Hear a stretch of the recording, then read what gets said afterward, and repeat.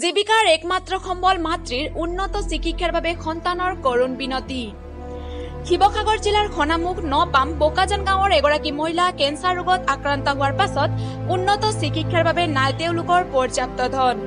ডিব্ৰুগড় বিশ্ববিদ্যালয় স্নাতকোত্তৰ চতুৰ্থ ষান্মাসিকৰ এগৰাকী ছাত্ৰী দুলুমণি দত্তৰ মাতৃৰ উন্নত চিকিৎসাৰ বাবে কৰুণ বিনতি। মাতৃৰ দুৰাৰোগ্য ৰোগৰ পৰা পৰিত্ৰাণ পাবলৈ মুখ্যমন্ত্ৰী সৰ্বানন্দ সোণোৱাল তথা স্বাস্থ্য মন্ত্ৰী হেমন্ত বিশ্ব শৰ্মাৰ পৰা বিচাৰিছে সহায়ৰ হাত। দেউতাই 15 বছৰ আগতে মৃত্যু হোৱাৰ পিছত কোনোমতে মাকে ঘৰখন চলাইছিল যদিও বৰ্তমান মাতৃৰ দুৰাৰোগ্য ৰোগে দেখা দিয়াত উন্নত চিকিৎসাৰ বাবে নাই কোনো দ্বিতীয় পথ। সাধাৰণ ৰোগৰ চিকিৎসাৰ বাবে আৰ্থিক সংকটত ভোগা পৰিয়ালে কেঞ্চাৰ দৰে ভয়ানক ৰোগৰ চিকিৎসাৰ বাবে বিমৰত পৰিছে। ইতিমধ্যে ডিব্ৰুগড় বিশ্ববিদ্যালয়ৰ ছাত্ৰ সমাজে সহায়ৰ হাত আগবঢ়ায় যদিও সেই টকা ৰোগ নিৰাময়ৰ বাবে পৰ্যাপ্ত হোৱা নাই। এনে দুৰ্যোগৰ সময়ত তাইৰ প্ৰাৰ্থনা শুনিবনে চৰকাৰ তথা স্বাস্থ্য বিভাগে?